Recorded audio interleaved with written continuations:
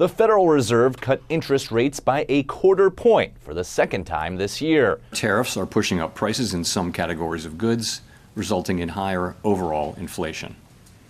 A reasonable base case is that the effects on inflation will be relatively short-lived. Fed Chair Jerome Powell has the task of balancing the fight against inflation with hopes of boosting the job market. Two Fed board members wanted a steeper cut of half a point. We have, strong views across the committee, and as I mentioned, there were strongly differing views today. Powell has been constantly criticized by President Trump, who called for more cuts earlier in the year. I call him Jerome Too Late. He's always too late.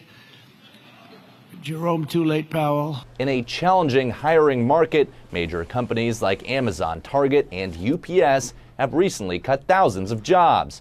Those layoffs were in the news, but the government shutdown has slowed down other key reports by the Bureau of Labor Statistics. Donald Trump's own former head of the Bureau of Labor Statistics has said that by September 30th, the data were all collected, the data were ready to go, and Donald Trump and his administration are keeping it under wraps.